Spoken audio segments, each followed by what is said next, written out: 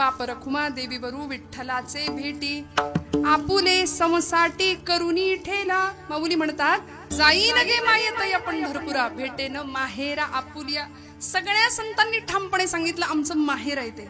बाप आणि आई माझी विठ्ठल रखुमाई, मी काय करीन क्षेम देईन, सगळं सांगेन मी इथे येऊन काय काय केलं, हा संसार कसा केला, आणि हे सगळं जग म्हणजे हा संसार होता ना। माऊली म्हणतात जाईन गे मायेत या पंढरपुरा भेटेन माहेरा आपुलिया। अहो आपलं जरी माहेर व्यवहारातलं त्या माहेराच्या दिशेने आपली पावलं चालायला लागली, एखाद्या माहेर वाशनीला सासूर वाशनीला विचारा की ती माहेराला जाताना काय मनातल्या भावना असतात। आणि आज ज्यांचं पुण्यस्मरण आहे आमच्या चांदगुडे आईंचं, मुलीचं आणि माहेराचं नातं काय असतं, आई निघून गेल्यानंतर त्या मुलीचं आपलं असं माहेरामध्ये काय उरतं हे त्या आई नसलेल्या एखाद्या मुलीला विचारावं, एखाद्या मुलाला विचारावं की छत्र हरवून जाणं काय असतं। मग व्यवहारातलं हे माहेर सगळ्या संतांनी सगळ्या कवींनी या माहेरावर काव्य रचली, अभंग रचले। हे माहेर असं आहे, निजाच्या माहेर हा शब्द वापरला ना तुकोबरायांनी, निजाच्या माहेरा।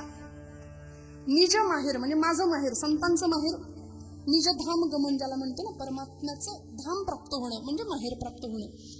आपल्याकडे व्यवहारामध्ये सुद्धा माहेरावर इतकं प्रेम असतं, आमचं इतकं प्रेम असतं की बहिणाबाईंना एका योग्याने प्रश्न विचारला, खानदेशातल्या बहिणाबाई चौधरी नावाच्या कवयित्री, बहिणाबाई काव्य करायच्या, छान ओव्या रचायच्या, आणि त्या एका योग्याने एका साधूने त्यांना प्रश्न विचारला, तू छान ओव्या करते म्हणून प्रत्येक महिलेच्या मुखामध्ये ओव्या असतात बघा आमच्या, म्हणजे जुन्या बर का, नवीन नाही।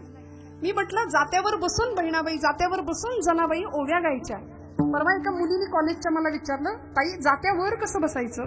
म्हटलं बाई जात्यावर नसतं बसायचं, जात्याच्या शेजारी बसायचं, खुंटा हाताला घ्यायचा, मस्त पाय पसरायचा आणि खणखणीत आवाजात ओवी गायची। म्हणजे जात्यावर कशी म्हणायची ओवी, जातं कुठं आहे? म्हणलं मिक्सरवर म्हण।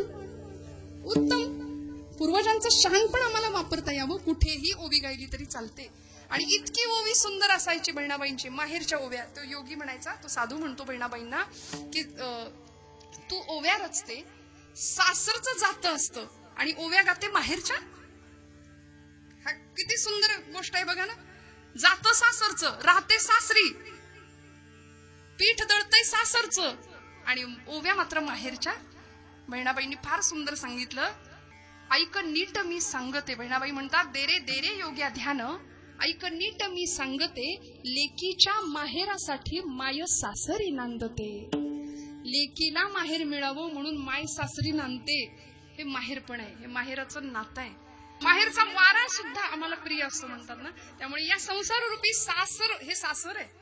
इथं मला का ठेवलेस, आता माझी तुझी गाठ पडली पाहिजे म्हणून ओढ लागली माहेराची, आलो निजाच्या माहेरा। आणि ही माहेराची वाट कशी आहे माहितीये का, अत्यंत सुखरूप आहे, अत्यंत श्रेयस आहे, आनंद देणारी आहे, जवळीचं नीट सुखरूप म्हणाले।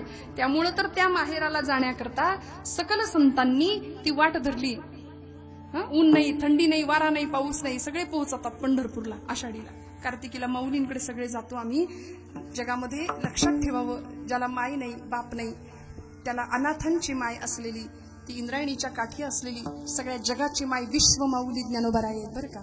ज्याला आई वडील आता नाहीयेत, आई वडील गेले असं असतं ना, त्यांनी तिथे मस्तक टेकवावं, आणि ते जगाची माय आहे। माझी माऊली म्हणून कडकडून मिठी मारतो की नाही आपण समाधीला, डोळ्यातनं अश्रुधारा वाहतात, आमचं हृदय हेलवून जातं नुसतं माऊली म्हटलं तरी, कारण विश्वाचे आर्त माझ्या मनी प्रकाशाने अवघेची झाले देह ब्रह्म, अशी अवस्था ज्ञानोबांचं आमच्या महाराष्ट्रामध्ये असणं, हे महाराष्ट्र सारस्वताला मिळालेलं खूप मोठं दान आहे। ज्ञानोबांची ज्ञानेश्वरी असू दे, तुकोबांची गाथा असू दे, या सगळ्यांनी आमचं मन, मनगट आणि मेंदू असा बळकट करून आमच्या मनाची मशागत केली, सतत जागा ठेवण्याचं काम केलं ना। त्यामुळे तुकोबाराय म्हणतात, या पद्धतीने जर आम्ही चाललो तर गुंता पडणार नाही ना, पडायची कोठे गुंता कोठे काही, देण्याची पंथी चालू जाता, या मार्गावरून जर आम्ही चाललो तर आयुष्य सरळ होईल, सुलभ होईल, सुकर होईल, छान पुढे निघून जाईल, आणि मग आयुष्याचा शेवट गोड झाल्याशिवाय राहणार नाही। हे सगळं घडल्यानंतर मागची जी कर्म आहेत, मागची जी दुःख आहेत, त्या दुःखांचा परिहार होणारे तुकोबाराय म्हणतात, माझ्या दुःखांचा परिहार झाला। अवघ्या दुःखाचा मागिला आलो निजाच्या माहेरा, भेटी रखुमाईच्या वरा। पांडुरंग परमात्मा प्राप्त झाला, परिणाम असा झाला, माहेर प्राप्त झालं, निजधाम मिळालं, आणि आता सगळी कर्म संपली। दुःख संपली, मागची जी जी दुःख होती त्या दुःखांचा परिहार झाला. किंबहुना जे दुःख किंवा जे सुख मी मानत होतो ते सुख दुःख नव्हतंच मुळी, तो सुखाचा आणि दुःखाचा भास होता हे मला कळलं. म्हणजे परिहार झाला अवघ्या दुःखाचा माग गेला. आम्ही भ्रमात राहतो फार बरं का. जे सुख आम्ही अनुभवतोय असं आम्हाला वाटतं ते सुख नाही, तो सुखाचा भास आहे. सुखाचं नाणं उचला, मागच्या बाजूला दुःखाचा काटा असतोच. सुख सुख म्हणत आहे, दुःख ठाकून आले, येणारच आहे दुःख. सुखामागून दुःख, सुखामागून दुःख. आम्ही प्रपंचामध्ये सतत सुखाची अपेक्षा करतो, पण ते सुखही संपलं, ते दुःखही संपलं आणि त्याच्या पलीकडे आम्ही गेलो. परिहार झाला अवघ्या दुःखाचा मागीला. मग असा जर आमच्या आयुष्यामध्ये प्रसंग किंवा अनुभव यायचा असेल तर आम्ही काय केलं पाहिजे? आमची भक्ती अशी पराकोटीची गेली पाहिजे. अध्यात्मशास्त्रामध्ये 4 मुक्तींचं वर्णन केलं ना, सलोकता, स्वरूपता, समीपता आणि सायुज्यता.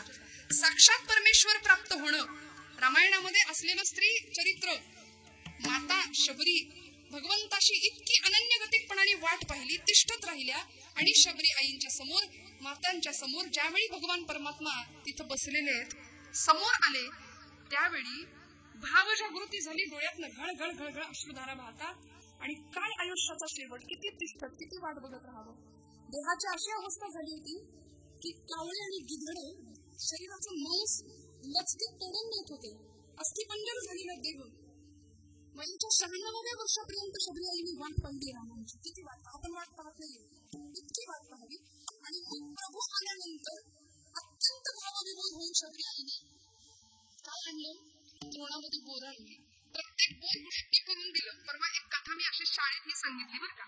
त्या शाळेतल्या मुलांनी मला नंतर येऊन प्रश्न विचारला, ताई किती अनहायजेनिक म्हणाले, अशी उष्टी बोर, म्हणजे हे सगळं अनहायजीन आहे ना, असं उष्ट कुणाला कुणी कोणाचं खातं का म्हणाले. अशी उष्टी बोर. त्याची आई शेजारी होती. त्याच्या आई समोर त्याच्या आईला एक प्रश्न विचारला. म्हटलं बरं का हो, हे बाळ तुमचं जेव्हा लहान होतं याचा प्रश्न आहे की हे सगळं अनहायजीन आहे, लाळ सगळी मिसळलेली, असं उष्ट रामाला कसं काय शबरीने दिलंय, काहीतरी सांगता म्हणाले. तुम्ही असं कुठं असते का? मुलांच्या प्रश्नांना उत्तर मला देता आली पाहिजे. त्या आईला म्हटलं की तुम्ही बाळ तुमचं अगदी ताणं होतं, अगदी लहान होता, तेव्हा तुम्ही त्याला दूध पाजलं, तुम्ही त्याला छान छान मऊ डाळ तांदळाची, भाताची, रव्याची पीस पाजली. तेच चमचा घेऊन त्याच्या तोंडात गरम गरम कोंबला खाऊ नाही ना, पहिल्यांदा चाकून बघितला नाही का, किती थंड आहे, किती आणि मग त्याची मुठी घेतली नाही. आई अशी असते. शबरी मातेने प्रत्येक बोर चाकून बघितलं आईच्या अंतःकरणाने. आणि कितीतरी वर्ष माझ्यासाठी तिष्ठत असलेली आई, त्या आईची उष्टी बोरं माझा राम आवडीने सेवन करतो, आवडीने सेवन करतो. आमच्याही दुःखांचा परिहार व्हावा असं वाटत असेल ना, तर असा राम समोर येऊन उभा ठाकावा असं वाटत असेल. अलीकडच्या अनेक संतांच्या समोर राम उभा राहिला. देवानी प्रत्यक्ष सगुण दर्शन दिलं. आमच्या समोर का नाही येत? कारण आम्ही इतके अडकलोय याच्यामध्ये की आम्हाला देवासाठी वेळ नाही. बाकी सगळं आम्ही करतो पण देवासाठी वेळ देत नाही. देवाकडून सगळं मागतो पण देव मागत नाही. संतांनी देवाला मागितलं. इतरांच्या साठी कल्याणप्रद राहील. आमच्या फार तक्रारी असतात की नाही, याच्यात काही नाही, त्याच्यात काही नाही. आम्ही खूप तक्रारी करतो, खूप तक्रारी करतो. अनेक प्रकारची संकट आमच्याकडे आहेत. अहो संकट कुणाला नाही, सगळ्यांना नाही. रात्रंदिन आम्हा युद्धाचा प्रसंग, अंतर्बाह्य जग आणि मन. पण हे सगळं असताना समाजाला धरून राहणं, कुटुंबाला धरून राहणं. मी नेहमी असं सांगते की पूर्वीची माणसं मनानी गरीब होती, मनाची श्रीमंती होती, पैशानी गरीब होती. असली तरी सुद्धा पैशाची गरिबी होती माणसांकडे, पण मनाची फार श्रीमंती होती. माणसं माणसांना विचारत होती. अध्यात्म होतं जीवनामध्ये, जीवनाला पाया होता अध्यात्माचा, बेसमेंट होता अध्यात्माचं. आज ते हरवलं. पायाच चुकीचा ठरलाय आमचा. सांगणारं कुणी नाही. एक वडील असायचे करीती तया नाम धर्म ठेवीती ना. मग पूर्वीचा काळ असा होता की आईला विचारणारं मूल होतं. आज वर्ष श्राद्ध का करायचं, कशाला करायचं, नाही केलं तरी चालतंय असं म्हणणारी सुद्धा काही परंपरा पिढी आहे बरं का समाजामध्ये. नाही करत ही सगळी विधी कर्म. मला चांगोडी परिवाराला मी मुद्दाम धन्यवाद यासाठी देईन की आईचं श्राद्ध करण्याची इच्छा झाली आणि असं नाही एवढ्या मोठ्या स्वरूपामध्ये त्यांनी घाट घातलाय म्हणून त्यांना विशेष धन्यवाद द्यायचे. सुपुत्र आपण का म्हणतो, कुपुत्रो जायते क्वचिदपि, पण कुमाता न भवती कदा. आणि एका मातेचं स्मरण करणं, मातेचा गौरव करणं हे आमचं भाग्य आहे, भाग्याचं लक्षण आहे. सुपुत्र त्यालाच म्हणावं की आपण वंशाचा दिवा म्हणतो बघा. सुपुत्राला काय म्हणतो? कुलदीपक असा शब्द आहे, वंशाचा दिवा. का हो? कारण दिव्याशी त्याची तुलना केली सुभाषितकरांनी. पात्रम न तापयती नैव मलम प्रसूते. दिव्याचं जे पात्र असतं ना त्याची दिव्याची आणि कुलदीपकाची तुलना केली. पात्रम न तापयति नैव मलं प्रसूते स्नेहम न संहरति नैव गुणान् क्षिणोति द्रव्यावसान समये चलताम न धत्ते सत्पुत्र एव कुल सदमणी कोपी दीपः म्हणाले. दिव्याचं जे पात्र चांगला दिवा कशाला म्हणायचं? उत्तम दिवा कुठला असतो की जो बाहेरून तापत नाही. बाहेरून तापत नाही, त्याचा धातू उत्तम असला की तो बाहेरून तापत नाही. पात्रम न तापयति, तसा हा दिवा सुद्धा ताप न देणारा असावा. आई वडिलांना, समाजाला, कुटुंबाला आपण दिवा म्हणतो, मग तो तापदायक नसला पाहिजे. असा सुपुत्र असावा जो आईचं पित्याचं ऋण फेडेल नव्हे. देहाचं जोडे, चामड्याचे जोडे जरी करून घातले आई बापांच्या पायामध्ये तरी ते फिटत नाही ना ऋण. त्यामुळे हे ऋण कधीच पिटू शकत नाही. या माध्यमात आई वडिलांच्या जवळ राहणं, त्यांच्या सहवासात राहणं आणि त्यांच्याविषयी कृतज्ञता व्यक्त करणं हे धर्मशास्त्राचं, हे मानवी जीवनाचं इप्सित आहे. म्हणाले पात्रम न तापयति नैव मलम प्रसूते. दिवा, चांगला दिवा कुठला असतो? जो काजळी धरत नाही. तसा म्हणाला हा दिवा सुद्धा, ज्याला आपण वंशाचा दिवा म्हणतो, कुलदीपक म्हणतो, हा सुद्धा इतरांना त्रासदायक नसला पाहिजे. द्रव्यावसान समये चलताम न धत्ते. आई वडिलांचं जवळचं सगळं संपलं, द्रव्य किंवा आई वडिलांना वृद्धाश्रमात टाकणारा आजचा सुपुत्र, आजचा पुत्र, सुपुत्र कसं म्हणावं त्याला, तो कुपुत्रच. आपण समाजामध्ये पाहतो आणि आज परिस्थिती अशी खचाखच भरलेत वृद्धाश्रम. श्रोते हो, खचाखच भरलेत. ज्यांना लहानाचं मोठं केलं तर हाताच्या फोडासारखं वाढवलं, मोठं केलं, रक्ताचं पाणी केलं, त्या पोरांना बघण्यासाठी तडफडतायत. ते मोठमोठ्या साहेबांची मुलं आहेत तिथं. आणि अजून सांगेन, हिंदू धर्मातल्याच लोकांचे जास्त आई वडील वृद्धाश्रमात आहेत. बाकीच्या धर्मियांकडे बघा, त्यांच्या आई वडिलांचं त्यांना ओझं नाही होत, ते सांभाळतात, खूप प्रेम करतात. आपल्यालाच का असं होतं? काय झालंय आमच्या हिंदू धर्मियांना? का आम्ही आमचं सांभाळत नाही? का आम्ही आमची श्रीमंती लक्षात घेत नाही? काय असतं आईचं अंतःकरण? किती प्रेमाने सांभाळते आपल्या लेकराला. धाक द्यावा तो सुद्धा असा. त्या आईला लहान मूल दंगा करत असेल, कुठे झाडू, कुठे केरसुनी, आणि इकडे ती चप्पल, तिला चप्पल माहिती नसते, 15 मिनिटं ती चप्पल शोधते. पण तिला माहिती नसतं असं नाही. त्याच आईला घरातली एखादी वस्तू रात्रीच्या अंधकारात शोधायला सांगा, ती एका मिनिटात शोधून तुम्हाला देईल. पण तिला चप्पल किंवा ती किरसुणी सापडत नसते असं नाही. तिला मारायचंच नसतं, तिला फक्त धाक दाखवायचं असतं. म्हणून तर ती म्हणते, जा मेल्या तिकडं, उन्हात काय मरतो, घरात येऊन मर. ही आई आहे. प्रचंड प्रेम मातेचं. त्यामुळे आईचं जाणं दुःखदायक आहे बरं का. आईचं जाणं दुःखदायक आहे. मी म्हणत होते ना की आईवर प्रेम करणारा समाज, पित्यावर प्रेम करणारा समाज, माता पित्यांच्या ऋणात राहणारा समाज पूर्वीच्या काळी होता. कारण मनाची श्रीमंती होती. पैशाची श्रीमंती आज आम्ही पाहतो, पण मनाची श्रीमंती अशी होती. घराघरामध्ये रंगीत टीव्ही नव्हते, होते का? साधा ब्लॅक अँड व्हाईट टीव्ही असायचा, पण माणसाची मन रंगीत होती. टीव्ही साधा होता, पण माणसाची मन रंगीत होती. साध्या टीव्हीवर सुद्धा इतका आनंद होता. आता हातामध्ये रिमोट आहे, पण 1 सेकंद आमचं पोर टीव्हीवरचं एक दृश्य सरळ 1 सेकंद बघू शकत नाही. सलग सतत बटन दाबतोय तो. मनाची अविचल मन आहे, अत्यंत चंचल मन आहे, प्रचंड द्विधा अवस्था आहे. शांत बसायला तयार नाही कुणी. कीर्तनात सुद्धा 2 तासात 1.5 तासात किती प्रकारे मांड्या बदलल्या, आपण आसनं बदलली बघा. आपलं नाही सांगत आहे, आपली मन स्थिर नाही येत ना. मनाची अवस्था अशी आहे. मग मन स्थिर व्हावं, आमचं मन समृद्ध व्हावं आणि भगवंताकडे धाव घ्यावी त्या मनाने, ही संतांची अपेक्षा आहे. आणि हे सगळं जेव्हा आम्ही करू तेव्हा आमच्याही दुःखांचा परिहार झाल्याशिवाय राहणार नाही.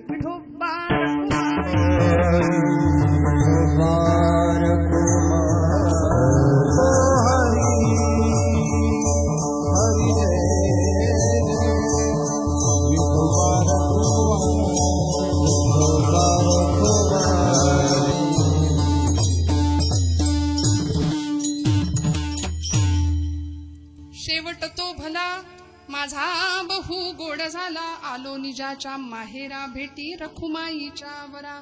परिहार झाला अवघ्या दुःखाचा मागिला. सगळी दुःख संपली, देहाबरोबर येणारी सगळी सुख दुःख संपली, किंबहुना तो भ्रम संपला. आणि मग लख प्रकाश पडला जीवनामध्ये. असा प्रकाश होता की तो चिरंतन होता, ती चिरशांती होती, ते समाधान होतं खरं. आज समाधान नावाची श्रीमंती तुमच्या माझ्याकडे नाही, बाकी सगळं आहे. घरामध्ये सगळं आहे की नाही सांगा. मी नेहमी म्हणते, माणसं बसायला जागा नाही एवढं फर्निचरनी घर भरलंय. सगळं आहे घरात, खचाखच भरलंय. पण 50 रुपयाचं पुस्तक नाही पोरांकडे आमच्या. संस्कारांची कमतरता आहे. सांगणारं कुणी नाही, पालक सांगायला तयार नाही, ऐकणारी मुलं नाहीयेत. इंग्रजांचा हेतू सफल झाला असं म्हटलं तर चुकणार नाही, कारण इतकी श्रीमंती भारतीय संस्कृतीमध्ये होती. त्यांनी येताना इथं राज्य करताना पहिला विचार केला की इथली शिक्षण पद्धती बदलूया, म्हणून त्यांनी इंग्रजी शिक्षणाचा प्रचार प्रसार केला आणि इथली विद्यापीठ जाळली. हो, पुस्तकं जाळली, आमचे धर्मग्रंथ जाळले. 6 महिने पुस्तकं जळत होती. इतकी श्रीमंती या मातीमध्ये, कारण ही माता आहे आमची, ही माती आहे. आमच्या आयुष्याचा प्रवासच आहे मातेपासून मातीपर्यंत. जन्म देणारी माता, ती नाळ तोडली की मग पोहोचतो आम्ही मातीपर्यंत. एका वेलांटीचा फरक म्हणजे आमचं आयुष्य आहे ना. मातेशी आणि मातीशी इमान राखलं की आमच्याही जीवनाचा शेवट गोड होणार आहे. असा शेवट गोड व्हावा, मागची सगळी दुःख, मागची सगळी कर्म, त्या कर्माचा परिहार व्हावा, दुःख संपावीत, याकरता संतांनी, तुकोबरायांसारख्या, ज्ञानोबरायांसारख्या अलीकडच्या अनेक संतांनी आम्हाला मार्ग दिला. जीवन जगण्याची उत्तम पद्धत शिकवली आहे. अनेकांनी सेवा केली, अनेकांनी भक्ती केली.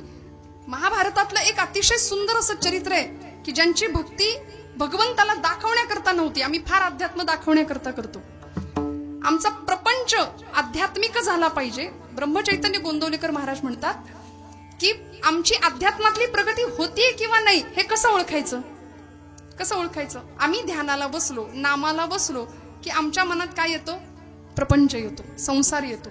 तसं आम्ही संसार करायला लागलो की आमच्या मनात देव आला, अध्यात्म आलं की समजायचं आपली प्रगती होतीये. उत्तम प्रपंच तुमच्या माझ्याकडून व्हावा आणि हा आमचा जीवनाचा शेवट सुद्धा, आमच्या साधनाचा शेवट सुद्धा गोड झाला पाहिजे, ही तुकोबरायांची अपेक्षा आहे. कसा गोड होतो शेवट? पितामह भीष्म त्यांचं नाव. जगाला दाखवण्यासाठी भक्ती नव्हती, दिसणारी नव्हतीच, पण देवाला दिसत होती. बरोबर, देवाला कळत होती. म्हणून तर कुरुक्षेत्रावर शरपंजरी पडलेले भीष्म पितामह. त्याही आधी भगवान गोपाल कृष्णांनी, भीष्मांनी प्रतिज्ञा घेतली ना, निष्पांडवी पृथ्वी करेन म्हणून. त्या द्रौपदीचं रक्षण करावं, तिचं सौभाग्य वाचवावं म्हणून सगळं कारस्थान केलं. तो नटधारी, नटनायक असलेला भगवंत, त्यांनी पितामह भीष्मांना सांगितलं, तुम्ही इच्छामरणी आहात, आता निरोप घ्यायला हरकत नाही, शिखंडी नावाचं पात्र तुमच्यासाठी तयार आहे. परिणाम अर्जुनानी निर्माण केलेल्या त्या शरपंजरी, त्या बाणांच्या शय्येवरती पितामह भीष्म पडू नये. उत्तरायणाची वाट पाहतायत. 6 महिने मुखानी भगवंताचं नाम आणि डोळ्यांनी भगवंतांचं रूप पाहावं, एवढी अपेक्षा व्यक्त केली. यस्य स्मरण मात्रेण काय होतं? जन्म संसार बंधनात विमुच्यते नमस्तस्मै विष्णवे प्रभ विष्णवे. नमः समस्त भूतानां आदिभूताय भूभृते अनेक रूप रूपाय विष्णवे प्रभ विष्णवे. विष्णू सहस्रनामाची रचना, मुखातनं सहस्त्र नाम भगवंतांचं येतंय, डोळ्यांना त्याचंच ध्यान दिसतंय. आणि ही मागणी, ही इच्छा पितामह भीष्म करतात या प्रसंगामध्ये. भगवंत म्हणाले ना, तुम्हाला काय हवंय बोला. पितामह भीष्म म्हणले, मला काहीच नको. आयुष्यभर हस्तिनापूरच्या त्या सिंहासनाशी एकनिष्ठ राहिलो, आता शेवट असा व्हावा, आता शेवट खऱ्या अर्थी गोड व्हावा. देवा, डोळ्यांना तू दिसावा, मुखांनी तुझं नाम यावं. घेई घेई माझे वाचे गोड नाम विठोबाचे. प्रत्येक इंद्रियाचं काम. डोळे तुम्ही घ्या रे सुख पहा विठोबाचे मुख, तुम्ही ऐका रे कान माझ्या विठोबाचे गुण, मनात येथे धाव घेई राही विठोबाचे पायी. भीष्मांनी हेच मागणं मागितलं. वाणी या शब्दाचा अर्थ या अभंगामध्ये 2 प्रकारे सांगितला जातो. वाणी म्हणजे वानवा. आता कुठलीच वानवा नाही, आता कुठलीच उणीव नाही, आता कुठलीच कमतरता नाही. परिपूर्ण अवस्थेला गेल्यानंतर काही नाही ना, कमतरता नाही, जीवन पूर्णत्वाला जातं. पूर्ण ब्रह्म आहे आणि ते पूर्ण ब्रह्म प्राप्त झाल्यानंतर जीवही पूर्ण अवस्थेला प्राप्त होतो. म्हणून महाराज म्हणले, आता कुठलीच कमतरता नाही, आता उणीव नाही शिल्लक राहिली. तुका म्हणे वाणी गेली आता घेऊ धणी. धणी असा शब्द वापरला, धनी नाही. धनी म्हणजे आपण म्हणतो मालक या अर्थी, तसा अर्थ इथे नाहीये. धणी म्हणजे इच्छा. त्यामुळे आता आमची इच्छा एकच आहे की ज्या साधनाने भगवत रूपी साध्य आम्हाला प्राप्त झालं ते साधन आम्ही वारंवार करू. कुठलं साधन? तर भगवंताचं नाम हे साधन आहे. अखंड भगवंतांच्या स्मरणात राहू, त्याच्या रूपाचं, त्याच्या नामाचं अखंड चिंतन करू. त्याचा परिणाम असा होणार आहे, आम्हाला आमचं माहेर प्राप्त होणार आहे. आलो निजाच्या माहेरा भेटी रखुमाईच्या वरा. आणि जीवनाचं साध्य प्राप्त होणार आहे. ते साध्य भीष्मांनी मागितलं भगवंताकडे. भगवंत म्हणत होते ना काय पाहिजे. भीष्माचार्य सांगत होते,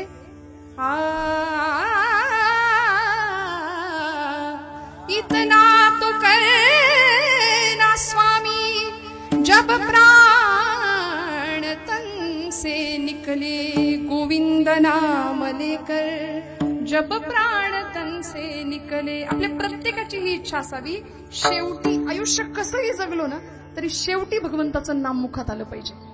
आणि ते येण्याकरता ते असं तसं येणार नाही, शेवटी संसारच आठवेल. मग त्याकरता आयुष्यभर देवाचं स्मरण ठेवलं तर शेवटी सुद्धा भगवंतच आठवेल. पीतांबरी कसी हो छवि मन में जो बसी हो, होठों पे कुछ हंसी हो जब प्राण तन से निकले. श्री गंगा जी का तट हो, जमुना का वो शिवट हो, मोरा सावरा निकट हो जब प्राण तन से निकले. हे परमेश्वरा, उस वक्त जल्दी आना, राधे को साथ लाना, नहीं शाम भूल जाना जब प्राण तन से निकले. तुम्हाला मला प्रत्येकाला आयुष्याच्या शेवटी असं मागणं भगवंताकडे मागता आलं पाहिजे की देवा आता कशाचीच उणीव नाही, तूच मिळालास ना.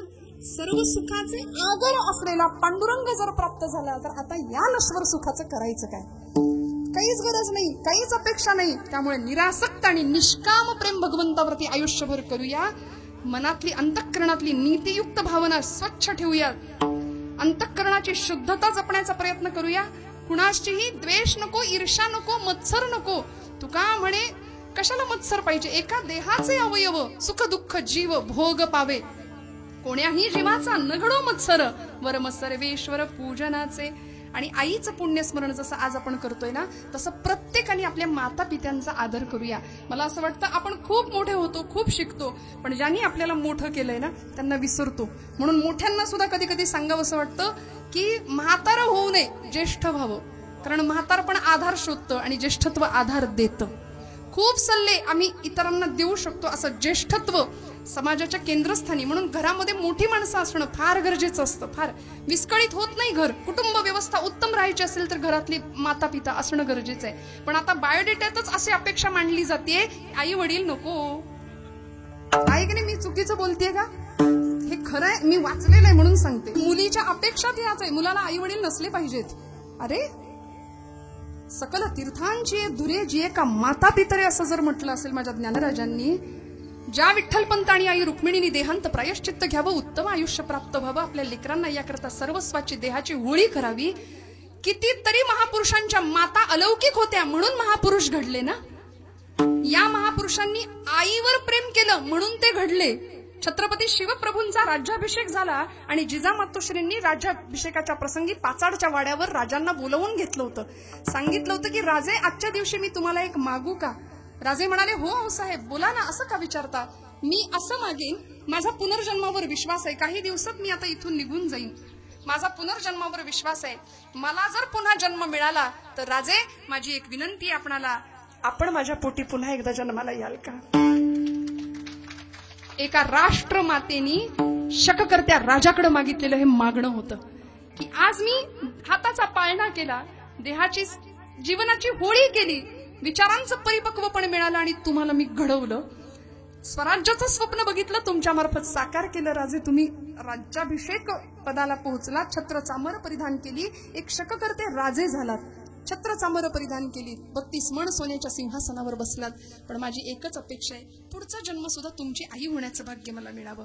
असं प्रत्येक आईला वाटावं, प्रत्येक लेकराला वाटावं की अशी आई मला मिळू द्या. त्यामुळे आई कितीही अडाणी असू दे, कितीही अशिक्षित असू दे, कधीच म्हणायचं नाही. माझ्या तरुण भावंडांना मी नेहमी सांगते, आपल्या आईला अडाणी कधीच म्हणू नका. ती 4 पुस्तकं कमी शिकली असेल पण अनुभवांचं अख्खं विद्यापीठ तिच्या रूपाने आपल्या घरात नांदत असतं, आपल्या घरात वावरत असतं. त्यामुळे आईला अशिक्षित आणि अडाणी म्हणण्याचं कधीच धाडस करायचं नाही. माधव जुलियन मराठी साहित्याला मिळालेलं खूप मोठं वरदान काय वर्णन केलं. प्रेम स्वरूप आई, वात्सल्य सिंधू आई, बोलाव तुझं आता मी कोणत्या उपायी. वक्षी तुझ्या परी हे केव्हा स्थिरेल डोके, देईल शांत वाया रुचपंद मंद झोके, घे जन्म तू फिरोनी येईन मीही पोटी, खोटी ठरवून देवा ही आस एक मोठी. आई पुन्हा जन्माला यायचं तुझ्या कुशीमध्ये, तुझा सहवास अनुभवायचा. मला असं वाटतं आपल्या प्रत्येकाच्या घरामध्ये आपण मोठे झाल्यानंतर, आपण शिकून सवरून आपल्या मार्गाला लागल्यानंतर प्रत्येकाच्या घरामध्ये मागे म्हातारे आई वडील आहेत. गेल्यानंतर सगळं कर्म करत बसण्यापेक्षा आणि रडत बसण्यापेक्षा आहेत तोपर्यंत त्यांना समाधान देऊया. कितीतरी दिवस तुमच्या स्पर्शासाठी, तुमच्या एका शब्दासाठी आसुसलेली आहेत. त्यांना काही नको. कधीतरी विचारावं कशी आहेस बाई ग, जेवलीस का बाई ग, तुला दवाखान्यात जायचंय का, तुझं काही दुखतंय का, एखादा हात सुरकुतलेला जवळ घ्या, हातात घ्या, एखादी मिठी मारा. तो स्पर्श जिनी मांडीवर घेऊन आपल्याला पान्हा पाजलाय, तो स्पर्श आपण कित्येक वर्षात विसरून गेलो आहोत. कधीतरी आईकडे जा आणि घ्या तिला मिठीत. काय हरकत आहे? मातृ देवो भव भारतीय संस्कृतीने केलेला मातेचा गौरव, पित्याचा गौरव आणि जन्मभर ऋण फेडण्याचा विचार केला तरी ते फिटणारे नाहीत. म्हणून असा सुंदर संस्कार जीवनाला प्राप्त व्हावा की आमचं जीवन सुद्धा परिपूर्ण दिशेने जावं आणि मग आमच्या जीवनाचा सुद्धा शेवट असाच गोड व्हावा, जो भगवंताला प्रिय ठरेल, जो भगवंताला आनंददायी ठरेल, असं आमचं जीवन कृतार्थ दिशेने जावं.